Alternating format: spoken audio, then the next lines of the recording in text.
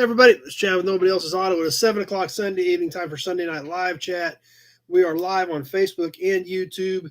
We will give everybody a few seconds to get their notifications, get jumped on with us, and we will get rolling into tonight's chat here very shortly.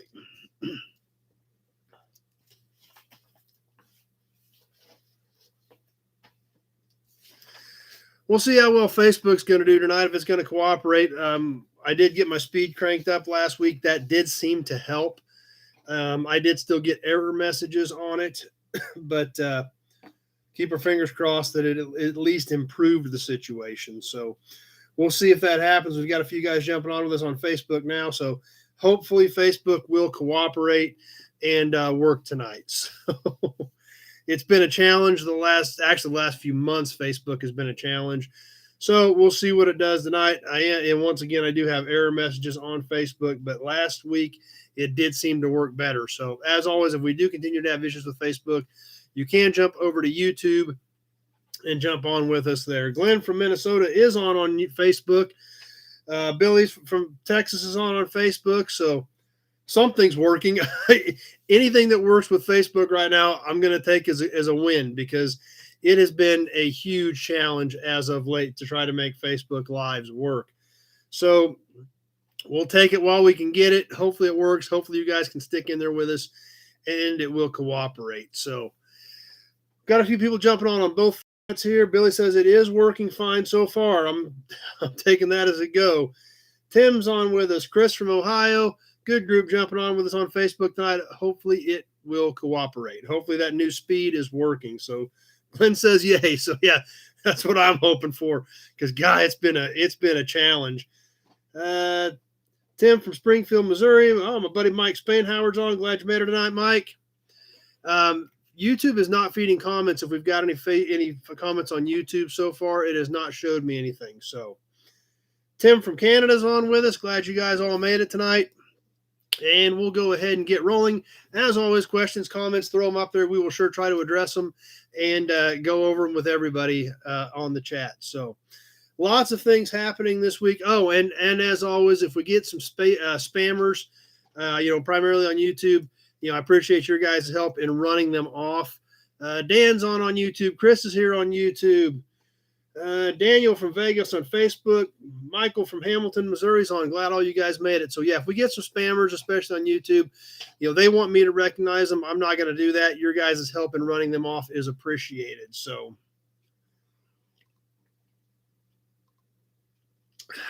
Frank's on YouTube as well. So comments are working. Facebook is so far working. So let's go, and hopefully it hangs in there. Shelton's on from South Carolina. Don's on from Nashville. Glad all you guys made it.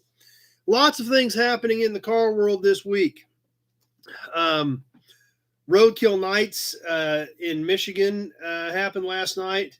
Jim's on from Michigan. Speaking of Michigan, Kevin's on YouTube. Glad you guys all made it. Hot Rod Magazine Roadkill Night, sponsored by Dodge. Was super excited about that this year. Our friend Alex Taylor was competing in that. Dennis Taylor, Alex Taylor, great people, great friends of the family. And rumor has it she won that deal. So that was a pretty cool deal. Ellen, North Carolina is on with us. He got all of his stuff this week, and they're great. Thanks. Appreciate that.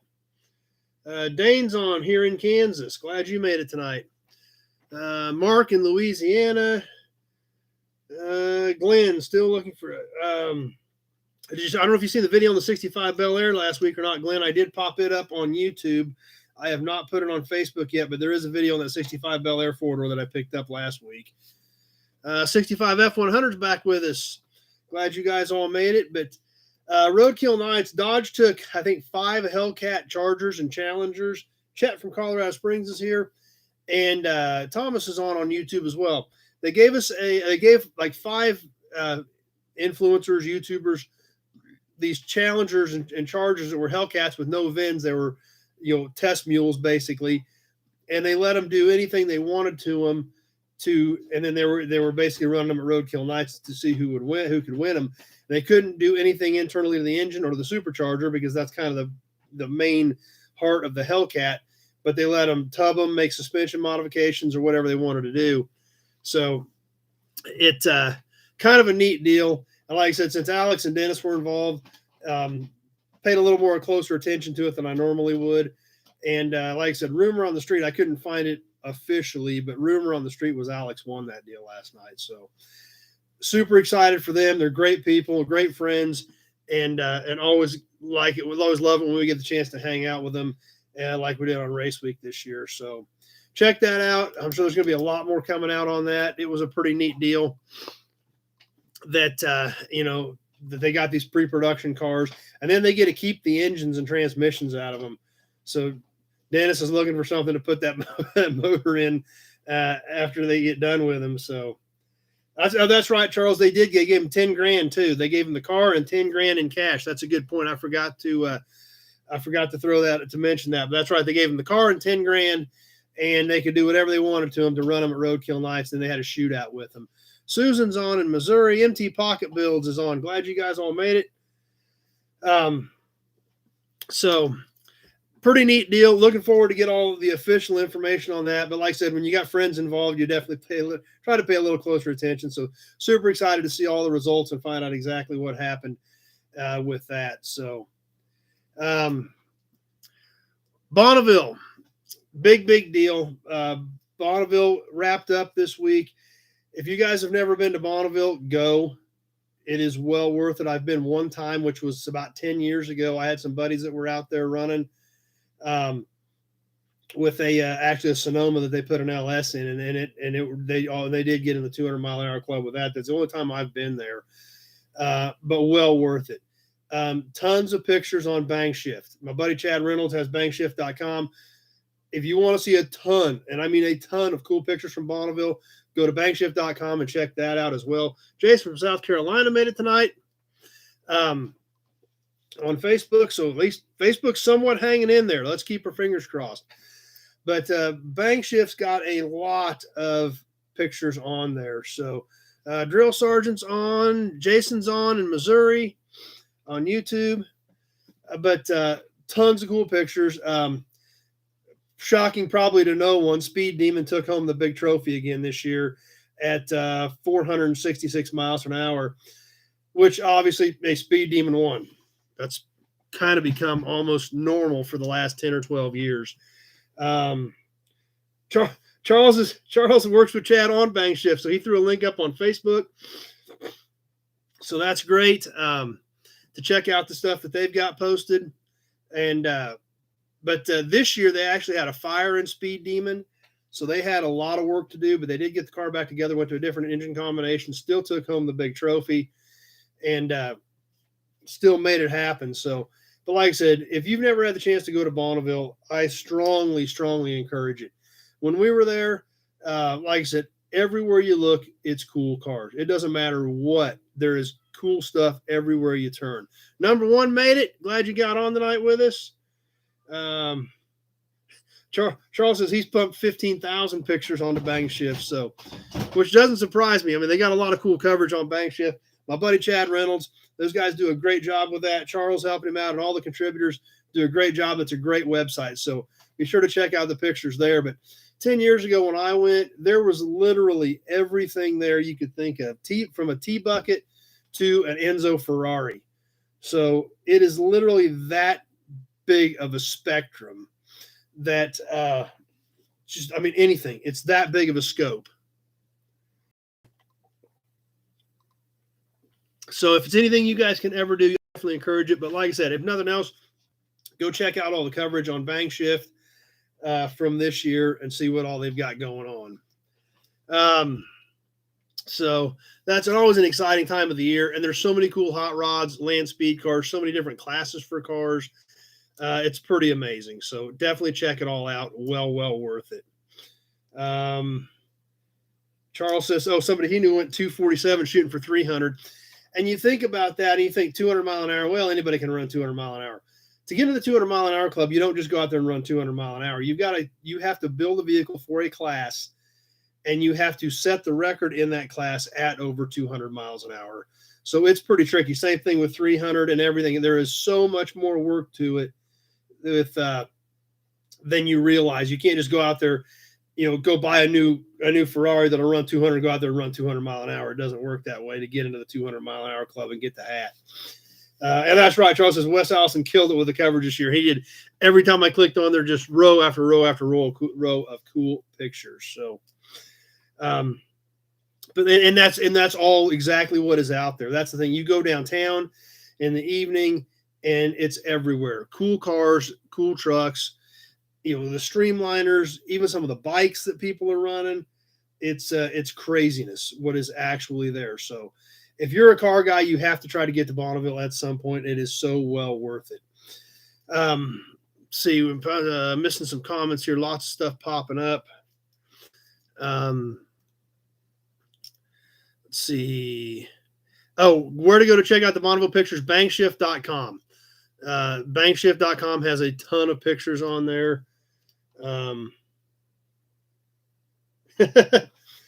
Fun fact, Charles just pointed out, more people have walked on the moon than have gone 400 mile an hour at Bonneville. That kind of puts things into perspective on what it takes to really do this. Charles said, more people have walked on the moon than have gone 400 or 400. That's crazy. And a lot of people think, well, you can go do this, you can go do that and run big numbers. There's a lot more to it than that. So that is an interesting fun fact. Charles, thanks for throwing that up there. Let's see. What else is going on? I'm missing a bunch of comments over here. I'm trying to get caught up real quick. JH50 International, whether you use the original drivetrain or put something different in it, that's going to depend on what you're going to do with the truck. Classic Ride Society's here. Josh is here. Shelton, complete header assembly for an 82 Regal. I'd have to see what, give me a call after give me a call tomorrow. I'll get you on the list, see what I've got on that. So anyway, Bonneville happened this week. And like I said, it's something I would love to do again. I'm glad I made it once. I've got a ton of cool pictures from the year that I was there. We had a great time with all my buddies that were out there that year. Well worth going. So, Mick's on with us. He just jumped on.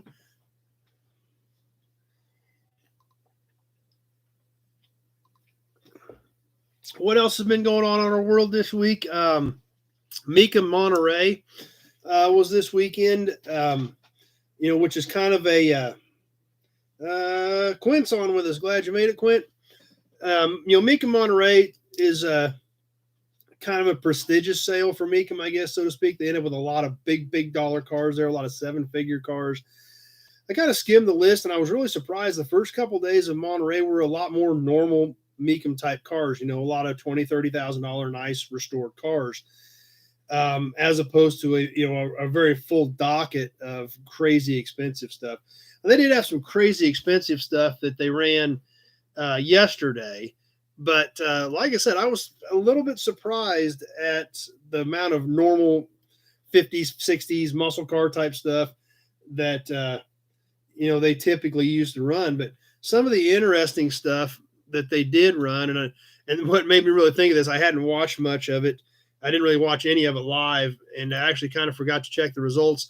I got a text from my buddy Jim Wicks last night, who is our Ford expert. If I got a Ford question, I call Jim. Mustangs, Cobras, Shelbys, he's the man. And I got a text from him standing in front of a 427 competition Cobra that he had just bought for one of his customers. So, and that's, his expertise is so well in these cars that he does go to a lot of these auctions. He looks a lot of these cars over for a lot of his clients and helps them decide whether to bid on a car or sometimes whether not to bid on a car. So he did pick up that Shelby, or it was an actual Cobra, 67 427 semi-competition Cobra that sold for $2.86 million. So somebody's getting him a new expensive toy there. Lots of high-dollar Ferraris, which is typical of Monterey. Monterey does typically bring in a lot of high-dollar Ferraris. There was a few examples, 66 275 long nose at $2.6 million, 2014 LaFerrari, which have always been expensive at $3.4 million. One car that really caught my eye on Monterey, 1958 Buick Limited convertible, gorgeous car in a silver, sold for $170,000. So cool stuff. You can check that out at mecum.com and check out all the results from Monterey. And like I said, some cool stuff went across the block. And like I said, it surprised me at the amount of, you want to say, normalcy, I guess, that they had there compared to what, Monterey sometimes can be.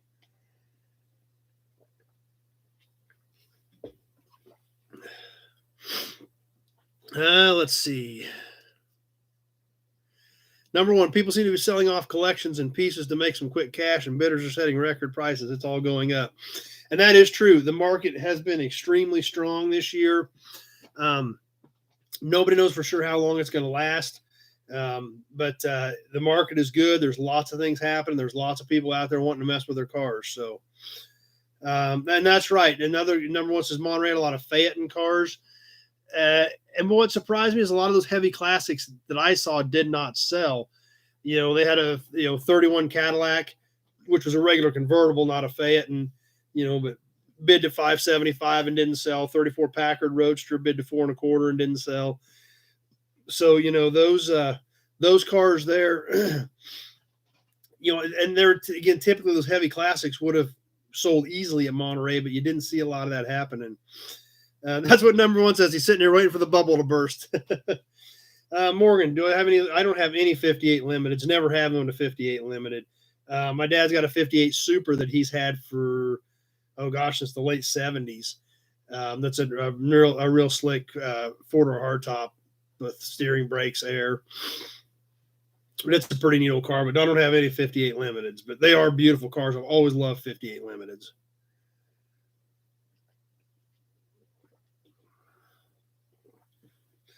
So be sure to check out those results. Always exciting to see what's happening with the market, especially for as strong as it's been. You kind of check most of the auctions and just out of curiosity to see if the market's still hanging in there.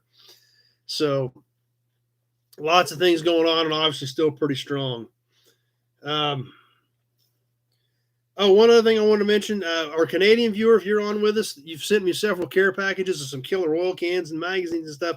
I did try to email you again this week about some of that stuff you had sent in there in your note, and I never heard back from you. So if you're on and you want to send me an email, maybe we can try to get something going here, because I've never, unless you've just been, maybe you got it and you've just been busy, but if you're on with us, I still haven't been able to get a hold of you. So let's see what else has been happening. If you're on Facebook and if it's still working, if you want to share this with your friends and get some more of them on with us, hopefully it keeps working, and that would be a good thing. And, hit the likes, guys, if you want, if you're enjoying what we're doing, and have your friends come over. Jack's on with us. Glad Jack's here tonight. But that's kind of some quick notes I had. I've been out of town. I've been out of town all weekend, actually. I just got back about 4:45, so I kind of threw this together tonight. Wasn't as prepared as I typically have been. Billy's watching it right now. Yeah, the Delahaye. I did remember seeing that Delahaye pop up, and you're right. That was a gorgeous car. It really was. It was an amazing car, and it did not sell. I'm going to look up, since you brought that up, because I was going to mention that. Glenn says Facebook is still good. Great. Glad it's still hanging in there. Yeah. 1936 Delahaye Type 135 competition court teardrop coupe that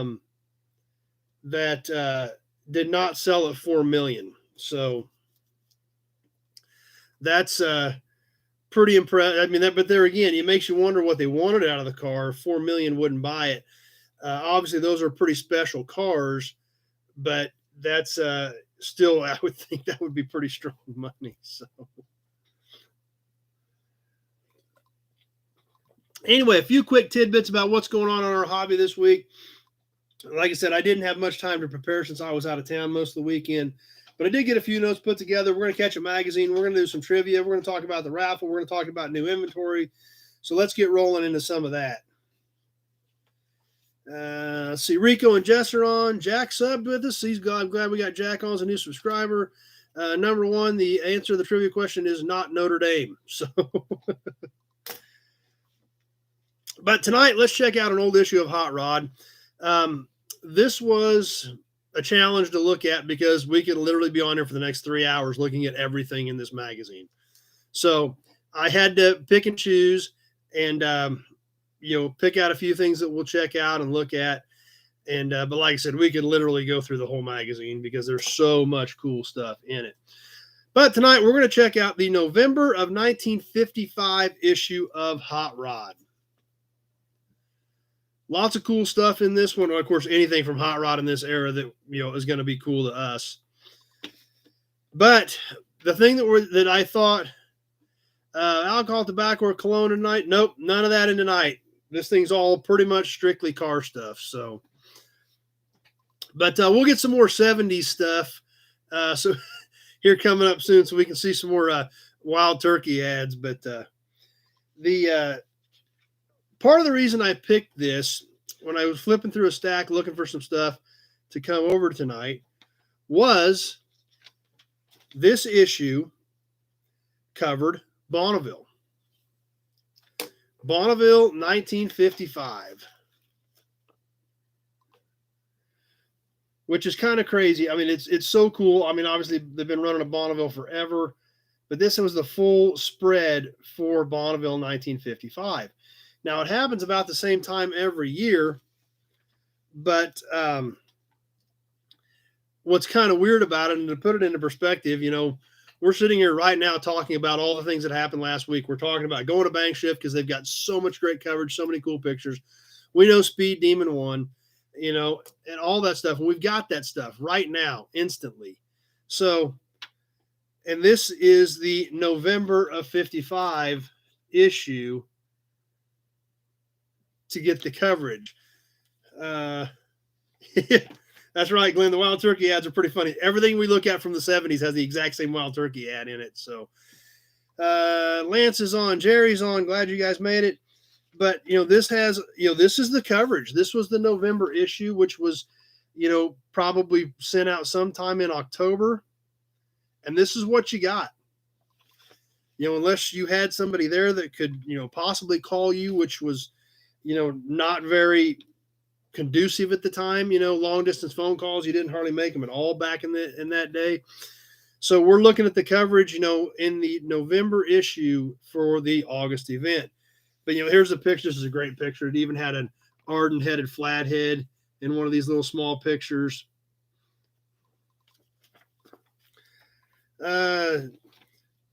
Charles, did Eric Rickman do the photos that year? I believe he did. No, not this says Racer Brown. I think some of this stuff in this one was Eric Rickman, though. I will keep my eyes peeled for that because I think I remember seeing his name in some of this stuff. But, there again, we're looking, we now have instant coverage every day, a whole new set of pictures on Bank Shift, updates. And, you literally had to wait a couple of months to get it back then. Number one, love those eras, photos and films. Hands down, the coolest ideas. Yep. Jerry likes it too. So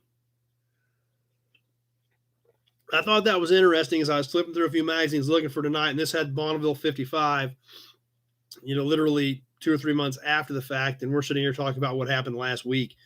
And it's old news now. We're just recapping it, talking about what happened in our hobby. So a couple more ad articles. Here we go. Eric Rickman did do these. Drag racing in Massachusetts with the NHRA Safari at the 11th event in the 1955 National Tour. There again, this one was Eric Rickman. Lots of cool photos. And this was the Safety Safari out running around the country doing these events.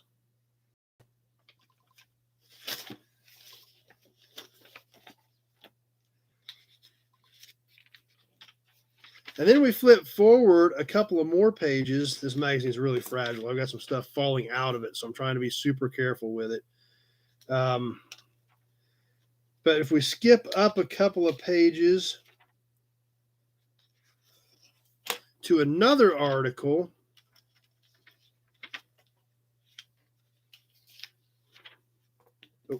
skip past it. Trying to watch what I'm doing here and not damage anything, and I missed it.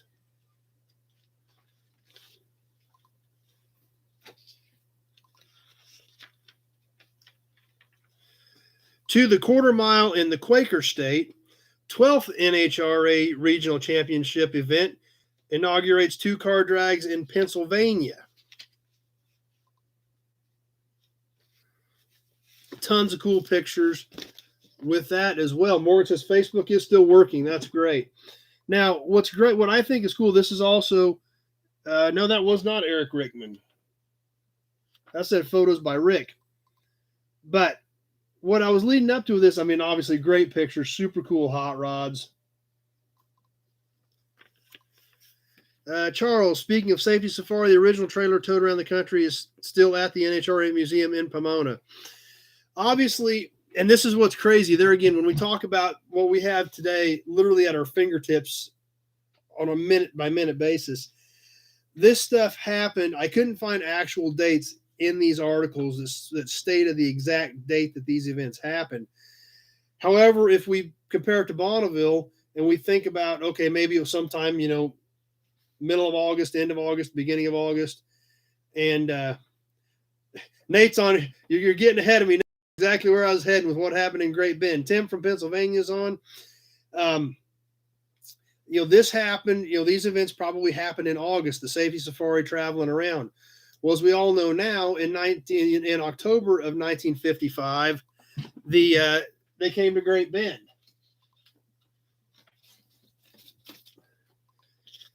65 F100's got to bail off, but that's all right. I'm glad you made it for a while tonight. September 29th through October 2nd, they were here in Great Bend, Kansas. This is the November issue of Hot Rods, so they were probably doing this event as this one was getting ready to go to press.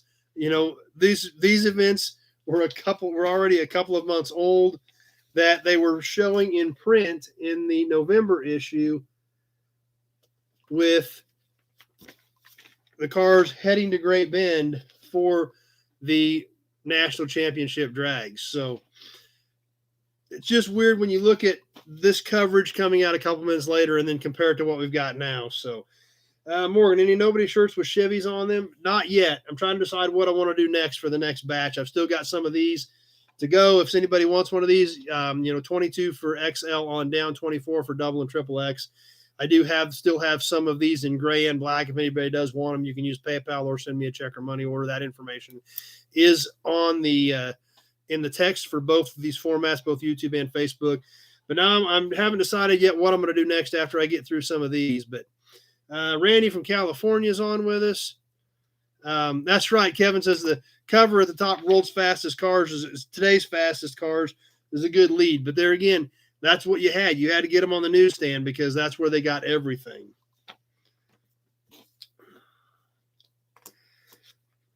Let's check out a couple of hot rods in this issue. And like I said, I just kind of had to pick and choose because, every page in this issue is amazing.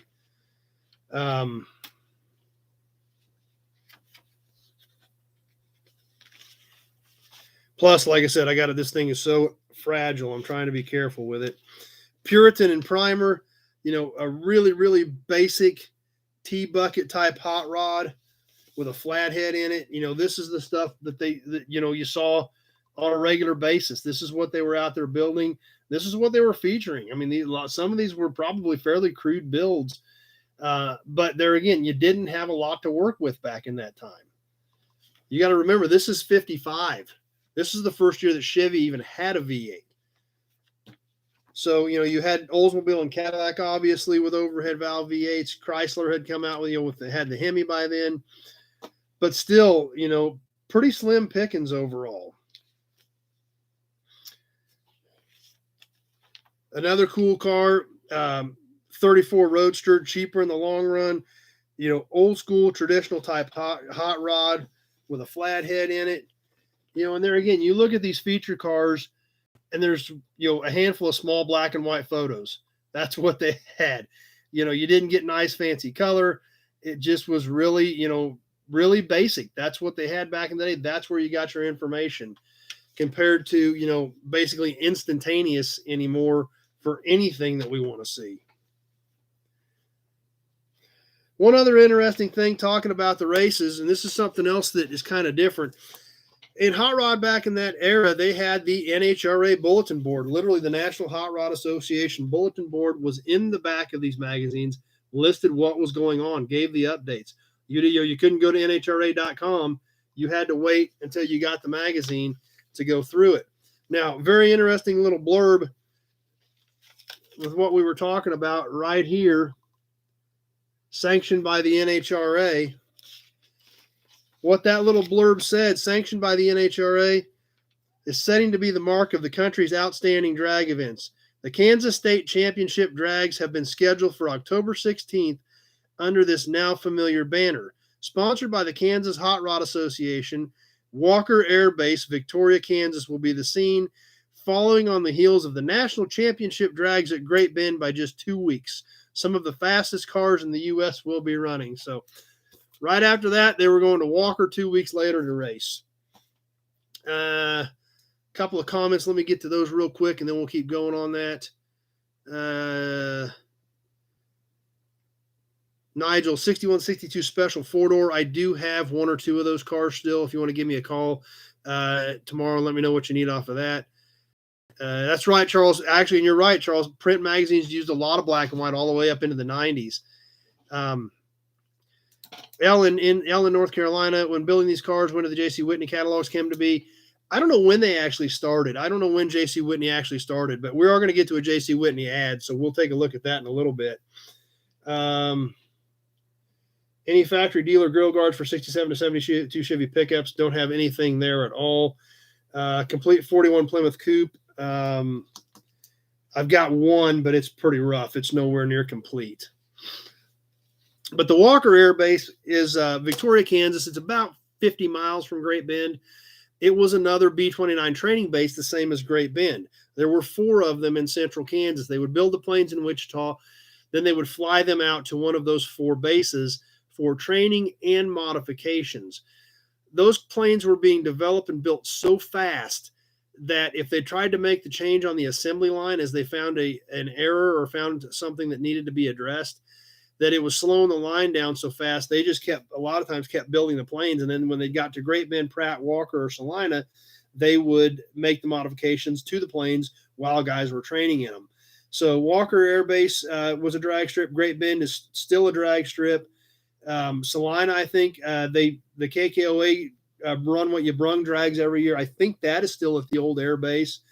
And so I'm not sure if Pratt ever had drag races on theirs or not, but I'm pretty sure 3 of the 4 B-29 bases in central Kansas all turned into drag strips. So it's cool to look back and see that and see them actually talking about these Kansas events in this issue. That's right. Morgan says Kansas isn't just farming. That's for sure. Let's check out some ads in this issue. And we've also got classifieds, which are always great. This doesn't sound like this big of a deal until you look back in time and put yourself in November of 1955. It's a big, actually has some red in it for Mallory. What a pair. Chevy V8 and the Mallory Mag Spark ignition system. Now, you think about that. What's so exciting about that? You got to remember, this is November of 55. That Chevrolet V8 had been out on the market for, maybe a year, very end of 54, early 55. So that was a pretty big deal at the time, to have modification or performance parts already for that engine out there. That was something that they wanted to put out there and let everybody know about.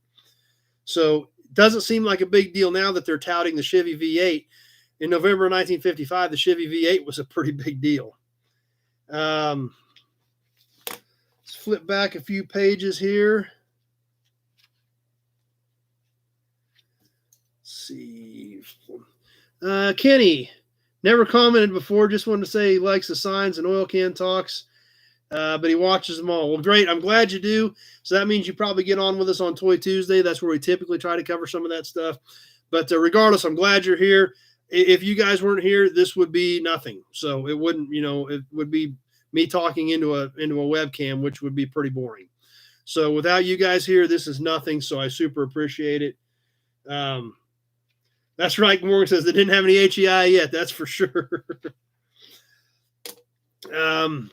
I don't know. I've got some more error messages on Facebook, and we're dropping some viewers. So I don't know if we've got some issues on Facebook or not. But we're going to keep rolling anyway. If we are having issues on Facebook, we can always still go to YouTube and jump on over there. This was a full-page ad, but it was split in half. One of them from Ed Iskandarian, cams, and also seat belts. Whole cam kits from Isky. And what was interesting about the Isky cam kit, Iskandarian solves the mysteries of valve gear dynamics with the aid of the exclusive Strobotac electronic viewer. But it shows all kinds of different cam kits, things like that they had available, as well as seat belts, Gentex safety belts. There again, something today we don't even think twice about. Back then, they didn't have them. And they were, literally nobody even thought about them at the time. So it was definitely something different to see those advertised, because most people didn't care, didn't worry about them. It was not of any concern at that point to most people. Rylan Rillans here. Glad you made it.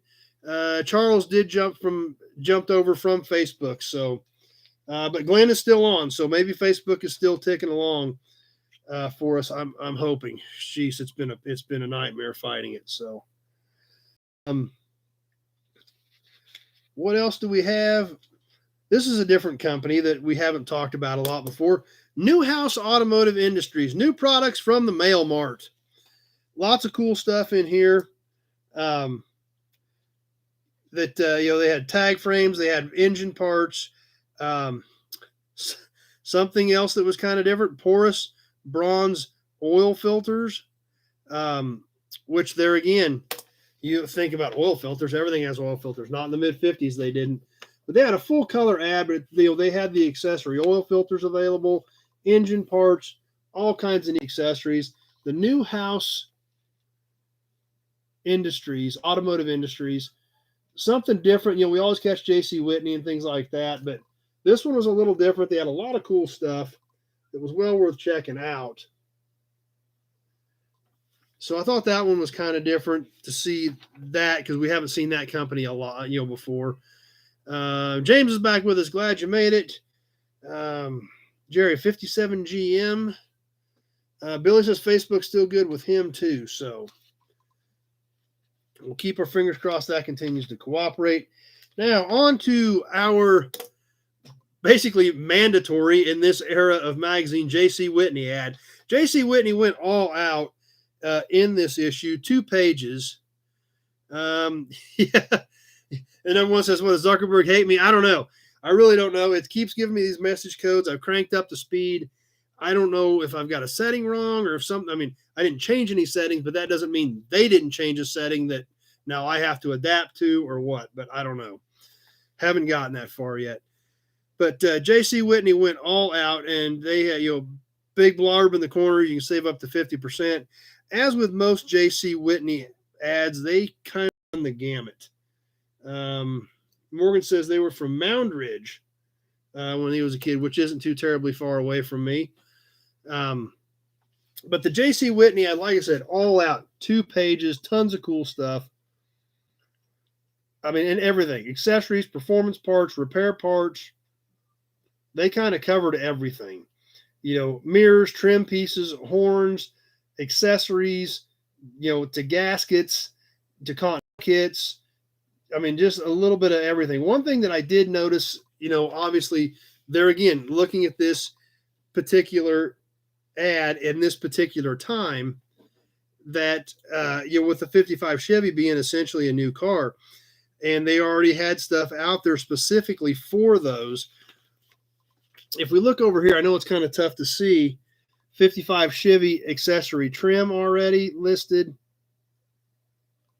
55 Chevy accessory bumper guards. I mean, they were right on top of that deal as far as getting the marketing out, these were just brand new cars, and they already had the accessory packages out for them, and got them in their new ads and ready to go. So,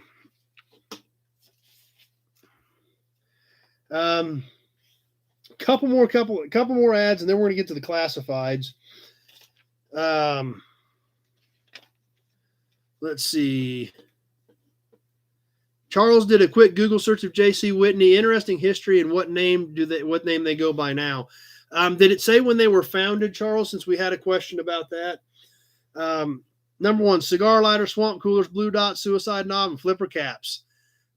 I think those were all hot items at that point. 1915 is what Charles said that he found. They were founded in 1915. So, couple more ads. 49 to 54 CAD Olds overhead valve engine adapters. I thought that was cool. Obviously, they came out in 49. There were a few of these engines starting to get into the aftermarket. People were starting to get their hands on some wrecked cars. So they had, the adapters, and they were formed in the South Side of Chicago in 1915. I did remember them being based out of Chicago. So now you can install these popular overhead valve powerhouses in your 32 to 48 Ford or Mercury 49 and 50 chassis. Shell's new low price includes Pilot, which I assume is a pilot bearing, only $22.50. So send 50% deposit, balance COD, or amount in full sent postpaid. So there again, kind of weird to think about that. And like I said, there are so much stuff we could look at in here. One other ad I wanted to catch before we get into the classifieds, which are on the same page here, as well as tons of other cool ads. I'll just hold it up. You can look at all of it for a minute. Was the manifold ad over here for $10. So thought that was kind of cool too. And you can see all the super cool ads on this page. I'll just hold it up for a minute, let everybody kind of take it in. If you see something cool, I can read it to you. But like I said, we could spend all night and be here for the next 3 hours going through this thing because there was so much cool stuff in them. But let's check out a few of the classified ads that we've got in here as well, because the classified ads just crack me up. And we got to remember, we're talking 1955 numbers. But it's still kind of funny to go back and look at them and see what people, really thought, or, what it really took to build a car dollar wise, what their values were, compared to today's world of a lot of heavy hitters.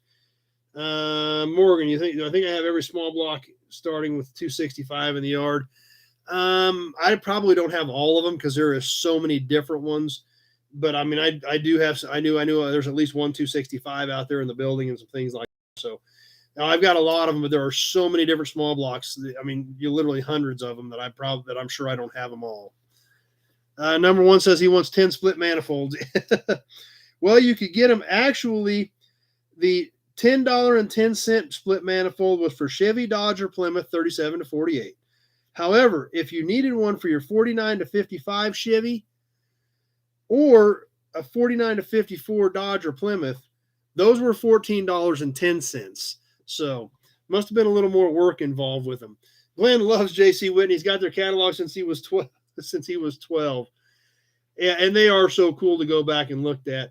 He said that was kind of what hooked him, and he never had a chance after that. So, but a few of the classified ads, which is, like I said, is just crazy. This one cracked me up. Sell 1953 Chrysler engine with 3,000 miles, which would have been an extended bell housing 331 Hemi, I assume is where they're going with that. So extended bell housing 331 Hemi with 3,000 miles in an unfinished rail job, never ran, can be towed. $200. So, that was just, it's crazy to see this stuff in here. And it's funny. Number one wants more manifolds. Yeah, everybody would want a lot of those manifolds. It'd be for that kind of price, you hang them on the wall and look at them because they're cool.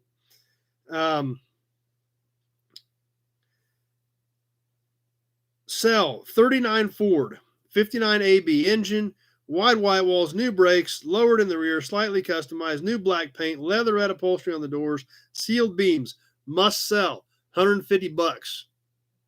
It doesn't say if it's a coupe or a sedan, but it doesn't really matter.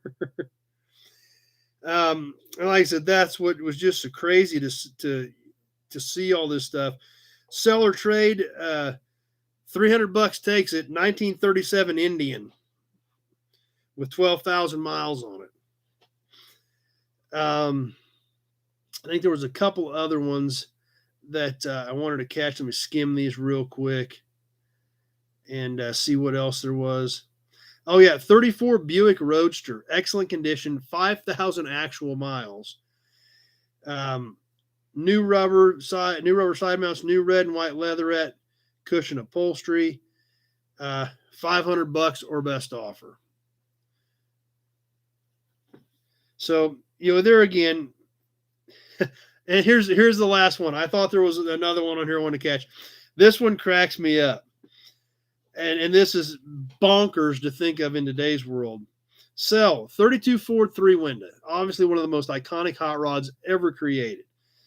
Chopped, body excellent, primed, says hydraulic, so I'm assuming that means they swapped it to juice brakes. With or without full house 46 Merc. So that tells me it's got a 46 Merc motor that's all decked out. 6,000 miles on the build.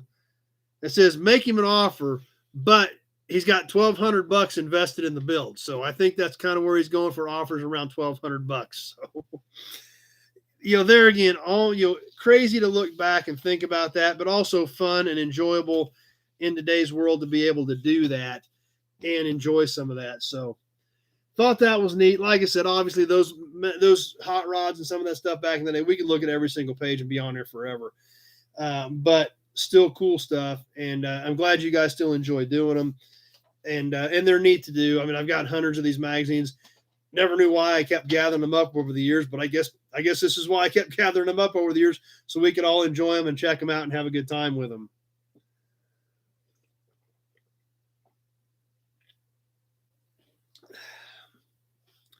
All right. Trivia. Let's do some trivia. Who was paying attention this week to the videos? This week it's going to be another cardboard can. But like I said, these things don't survive because they crumble and fall apart. It's a Valvoline all climate. So probably, 70s, maybe early 80s, 30, 35-year-old can, has the print on the top. This is another one that come from our buddy Mike Shook at Auto Artistry in Russell, Kansas. Be sure to check him out on Facebook and his website, autoartistry.com as well. He gave us a bunch of cans we've been giving out to you guys, so we always appreciate that. James, I have a question. How do you get your prices on one part or the whole car? Do I search the web or get ideas or something else? Once in a great while, I'll search the web, but for the most part, it's based off of condition, obviously, rarity, desirability, things like that is what, I factor into when I price something. Number one is still going with Notre Dame as the trivia question, and you're not correct. So I know where that's coming from, but you're not correct. Like Billy says, $1,200 was a lot of money back in the day, and it was. So and you're right. A lot of people were making maybe, a full-time job was maybe $1 an hour back then. So let's see. Great, Nate. That's great. I've got that can for you. Thanks, James. Appreciate you being on here. But yeah, that's how I price stuff is, rarity, condition, desirability, all that stuff factors into it. So, and then that's why things change, things vary, something I may have had 10 of, 2 years ago, if they got real popular and I'm down to 2, obviously they're going to be worth more money. So, and then of course the aftermarket affects pricing. Fortunately for me, the aftermarket has increased the value of a lot of my stuff, especially sheet metal, due to quality of the metal and fitment issues. So that, that factors into it. I mean, literally every single thing that I look at for somebody is a different ball game every time I do it. So that's what I take into consideration when I do it.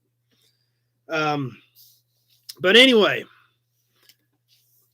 and number one, you're still not right, but you're close. So you're on the right video, at least. I'll give you that much. I've started posting videos from the Pioneer Auto Show in Murdo, South Dakota. Great people up there. Dave, his daughter Vivian, we had a great time with them. And I posted the first video last week. I've got several more to post. I hope you guys enjoy them. It's something a little bit different. But we did talk about some Studebakers and an Essex, and he was even a Pacer, or no, it was a Gremlin in that video is what we started it off with. But the trivia question for tonight for the Valvoline can is, there was a really cool car with a super awesome back window, super unique back window. And it had a weird name that they actually changed a few years later because of what it was called. There was a Studebaker Dictator Coupe in that video. What year was it? I'll keep an eye on both formats to see what year that was. They actually did call it a Dictator. Now, obviously, a few years later, with the things that changed in the world leading into World War II, they did drop that name, but they did make a Dictator for a few years there in the mid-30s. And it was a neat car. It was awesome to see it as a coupe. The back window was just super crazy on it, that, a design that I hadn't seen on any sort of a coupe before. But neat car. And like I said, tons of cool stuff in there and tons more cool stuff coming. If you're ever up in Murdo, South Dakota, by all means, be sure to check it out. Let's see, Glenn. Glenn bought a 99 Tahoe to drive to work, and then it spun a bearing. So he put a 450 horse motor in his daily driver. So keep an eye on the format. Some guesses coming in. Nothing that is correct yet.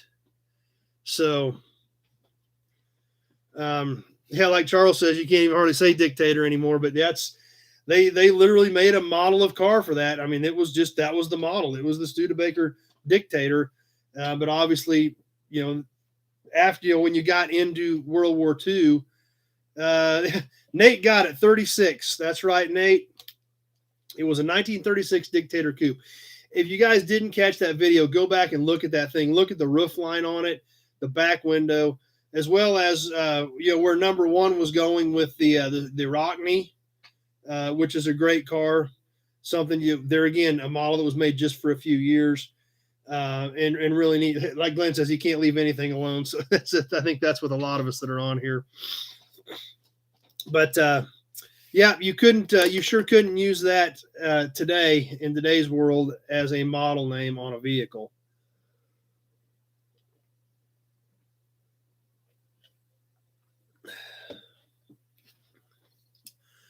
Number one, nobody notices the Chevrolet's dark past of the Master model and the Confederate model. That's right. I think they did have a Confederate back in the teens. I think I do remember something about that. Yeah. And, and there again, you think about a lot of these car models they made over the years that wouldn't fit into today's society, but back then it wasn't that big a deal. That's what they did. Elle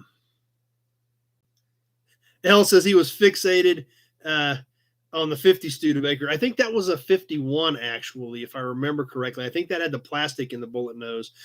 50 had the all metal. I think it was a 51, but I'm not sure. But yeah, that's great. Thanks, Destroyer.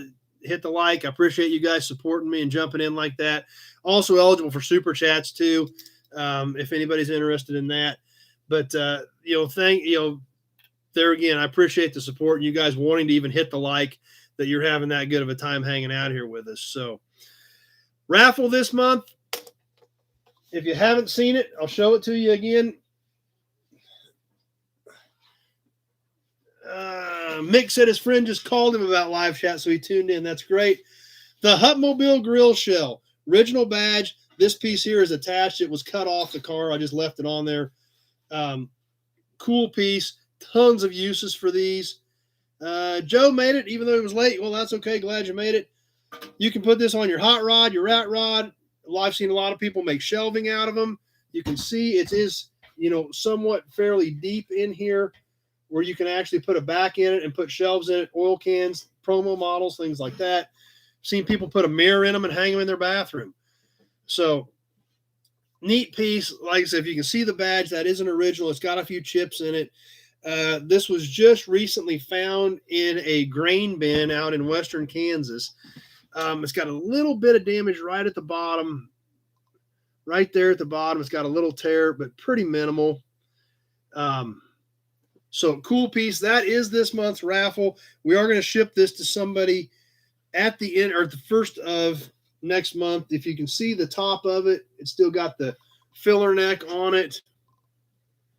Neat piece. So, like I said, I invite anybody from out of the country to play if you've got a good way to help with the shipping, because I do not have a good way to ship that out of the country. So I don't want to exclude anybody, but I don't have a good way to ship that one out of the country. Let's see. We got some comments popping up. Number one.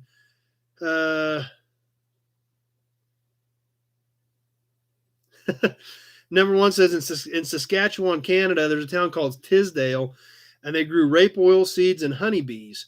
And they had a big honeybee industry. Their town slogan was the land of rape and honey. Yeah, that wouldn't fly today, so they did change it. So old school's on with us. Glad you made it. Kevin Hobart, H is for Hobart. There you go. Old school made it tonight. Glad you made it. Really appreciate everybody coming by and hanging out with us tonight. The raffle, $1 a chance. Every dollar that you send me, put your name into the big Buick oil can one time. $5 you go in 5 times, $10 you go in 10 times, etc., etc. So far, nobody else got in this week. We had a bunch of guys jump in right out of the gate, but nothing since then. Bill Wagaman, Alfred is in, Lee Carr is in, and James Erickson is in. So those names are all currently in the big Buick oil can for this month's raffle. If you've not gotten in, Huntmobile, are they the group that got the cord? Yes, I think so. They bought the cord bodies, I believe is where we're going with that. So yeah, I think that was, yes. I've got some content coming up on that. I'm trying to run my brain through my videos. Graham and Hupp, I think both got them. Because I think I got a video coming up on a Graham. So got a little bit on that. Old School has not got his can yet. I did ship it. It's on the way. I shipped it about a week and a half ago. So I didn't ship it until towards the end of that week, but it has been shipped. So, hopefully it does show up. If not, we may have to start tracking on it. But it was shipped a little over a week ago. So, and I don't have any idea how long it takes to get there. So just keep your eyes peeled and keep me posted if it doesn't show up. So anyway, don't miss out on your chance for this month's raffle. We've still got a couple of weeks. I'm trying to decide when would be the best time to probably do this one, because this month ends like on a Tuesday. So I haven't decided. We'll probably do it on like September the 5th. It's probably when we will do this raffle and announce the new one. Since it's kind of weird that it falls right in the middle of the week as far as the end of the month.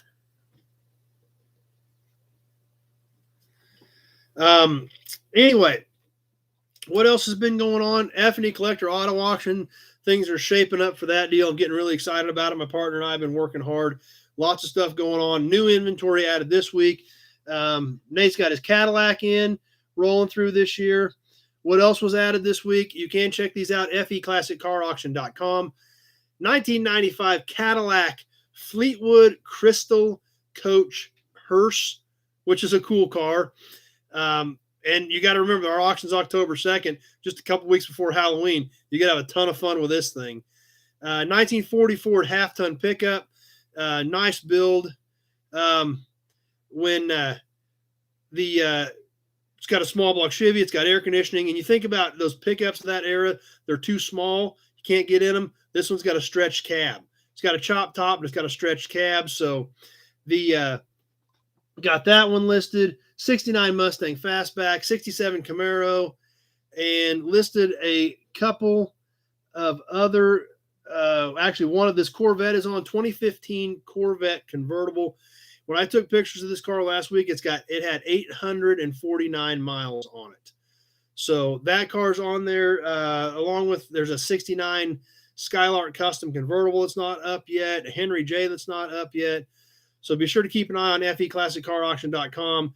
And if you guys can get out here on October 2nd, we're looking forward to having a great auction, or jump on proxybid.com.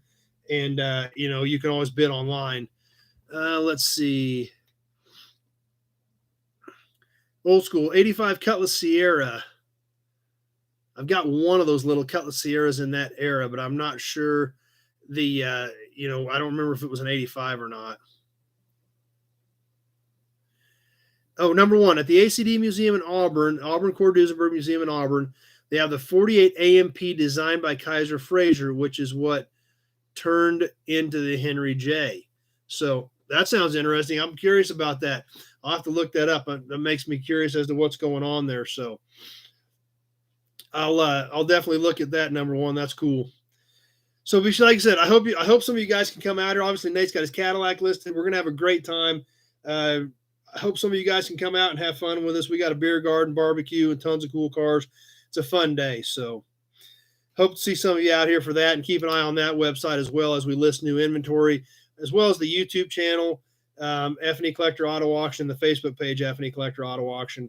Be sure to subscribe to that channel on YouTube, like that on Facebook to keep up with the videos and content we've got coming up on there on cars that are going to be going across the block. Link to the auction site. I'll put that in there next time, or I'll go in and try to edit the text and put it into the text of this live. So, but it's just feclassiccarauction.com is what it's listed under. New inventory this week. Obviously, I was on the road this weekend. I picked up one car that there again was something I kind of had to think about when I stopped and bought it. But it doesn't seem like it's that old, but it's almost 40 years old now. 1982 Lincoln Town Car, basically a complete old car that they shut the key off in. In fact, the keys were still in it when I picked it up. Literally shut the key off where it was parked, and it's totally complete 82 town car.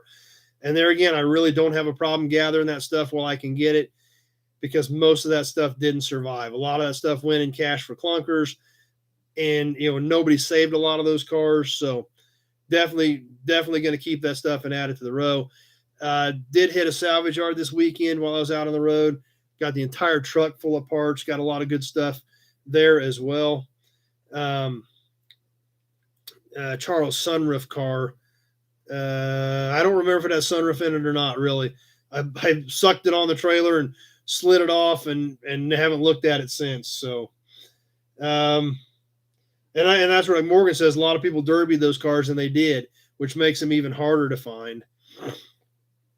Number one, my Sydney 64 Pontiac sedans, rear quarters. I've got several 64 Pontiacs, full-size cars, no Laurentians, obviously. But I do have some full-size regular 64 Pontiacs. But I did get a bunch of pieces off a bunch of cool stuff in the salvage yard. I stopped that. Got some 73 Riviera boat tail parts.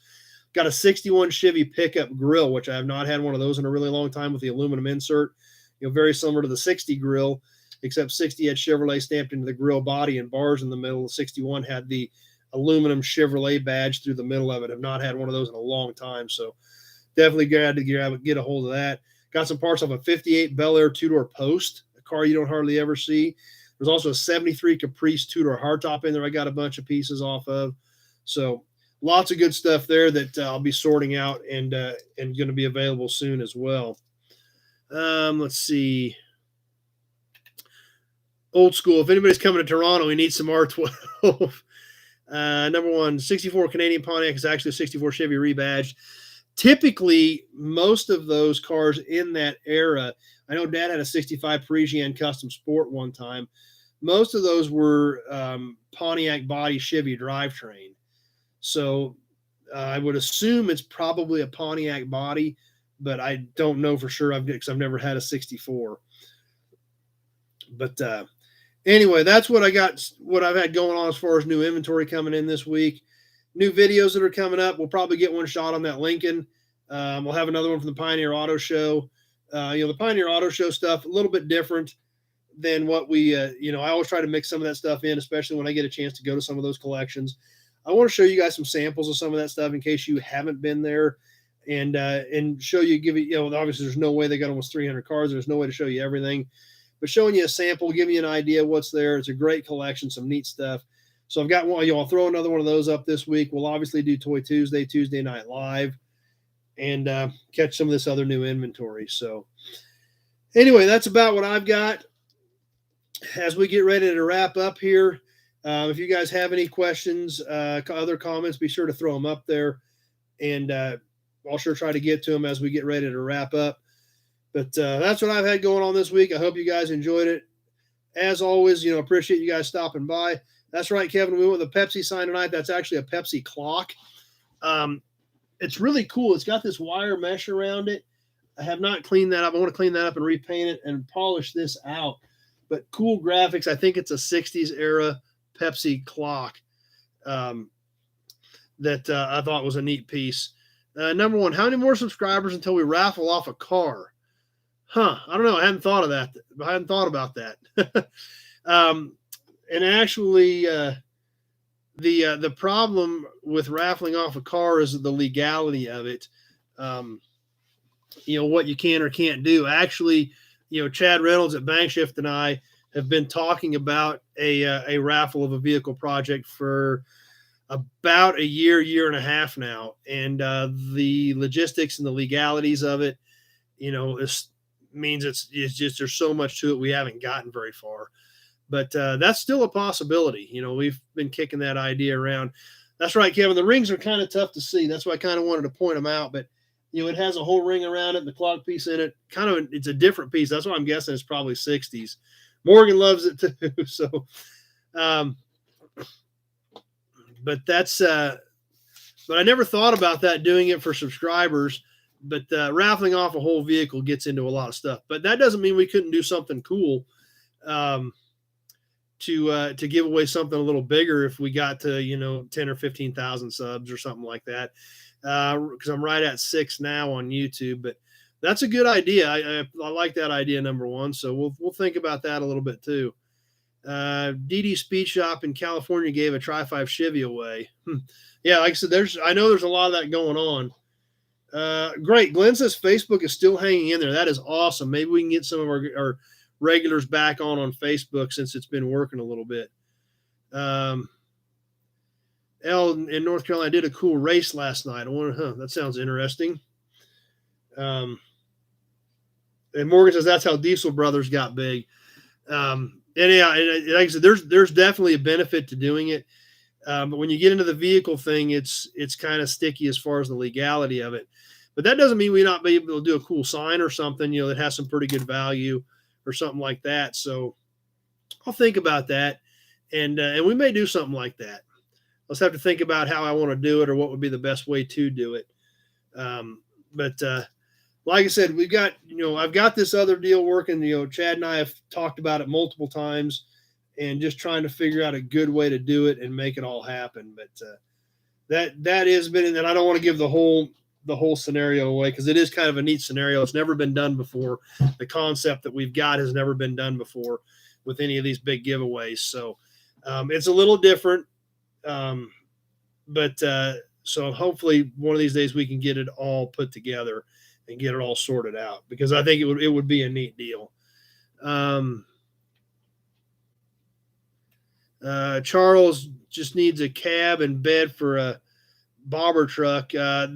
Just have to kind of have an idea of what you're looking for cab wise, and give me a call tomorrow and we can sure talk about it. I've got 100 cabs on pallets, not counting what's on trucks. So Dan says make sure Don gets in on Toy Tuesday so we don't upset him. That's right. If you're on with us last week, one of the shop cats, Don, who was actually my original shop cat. For some reason, those numbers have grown. We've got them all caught and fixed, but those numbers grew dramatically. But Don was the original. He jumped up and made an appearance during Toy Tuesday last week. So that's right. We don't want to offend him because, he's a cat, and if he decides to get offended, he'll turn around and swipe you. Number one says, give away an engine and transmission that just still happens to be attached to the car. That might be a way to do it too. Old School's going to shout out to Don. Are they all your babies, and you can't let them go? I don't know if you're talking about the cars or the shop cats, but now I've got a lot of cars that I do keep, but most of them can go. The shop cats, I don't know. You kind of get attached to most of them, even though they are just shop cats, even though they're a pain in the butt usually. But Don, he even thought he needed to make an appearance, and I wouldn't be surprised if he makes another appearance. The cart that we've been using for Toy Tuesday to kind of lay some stuff out on, is typically where he likes to hang out. So when I'm using, his cart and I'm invading his space, he has a tendency to jump up and let me know about it. So, but anyway, we'll see. Maybe Don will make an appearance on Tuesday as well. So stay tuned. We'll see if he shows up. We'll check out some more cool stuff. As always, thanks for watching, everybody. Yeah, well, old school shop cats, they'd be offended calling them shop cats. Yeah, they probably would, because they seem to think they own the shop. So they can't be shop cats because it's their shop. So, and it does keep the mice out. That's true. I don't see any mice. So, but anyway, keep an eye on comments for another minute or two as we get ready to wrap up. As always, I super appreciate you guys swinging by. It still amazes me that you guys get on here every week and see. Yeah, that's right. They want to see Don Don. People actually want to see Don Don. So,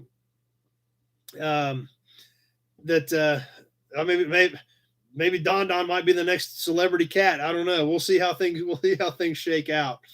So, but he's a pain in the butt, but he's a good cat. So we'll see if he makes an appearance. Find more vintage VWs. They're tough to find. Like I said, if I found them, I would have some, but I haven't popped up on anything vintage. I don't have anything older than late 60s sitting here right now. So, but we'll see how things go. We'll see if Don Don decides to show up this Tuesday and make an appearance. We'll check out some more cool stuff. We'll give you another video from the Pioneer Auto Show. That's right. He'll be known for being bipolar, because that's what he is. That's for sure. Especially when I'm invading his space and using his cart to show you guys memorabilia. So,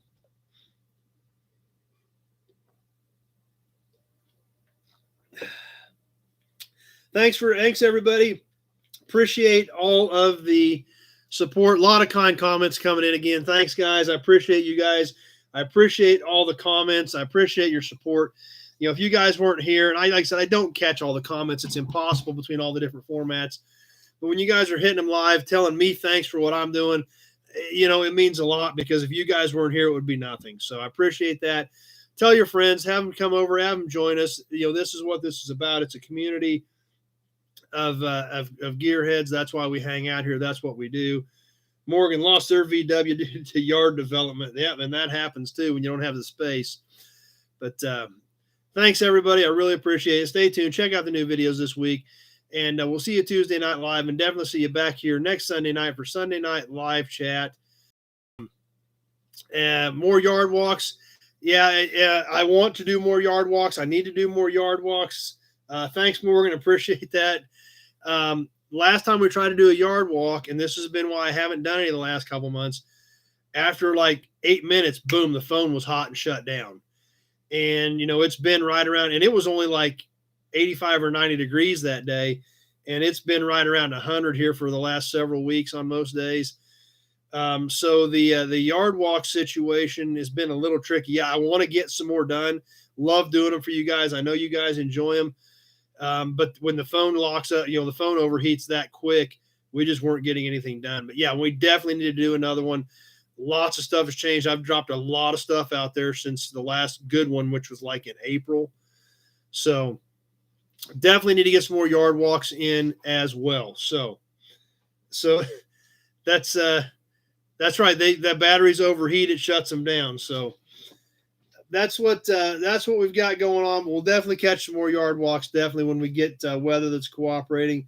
And that's another good question, Old School Hunter. How do Tesla batteries hold up? I don't know, because obviously they don't hold up in phones. As soon as they get hot, those things shut down. But we'll see how things go. We'll definitely get some more yard walks coming up. We'll definitely be bringing you some more content, and we will definitely see you Tuesday for Toy Tuesday. Next Sunday, join us again. Love you guys coming by. It's nothing without all of you. Appreciate you swinging by and hanging out. Tell your friends, have them jump on, hang out with us, and we'll have a great time. See you next week. Thanks for watching, everybody, and we'll catch you soon on the next video.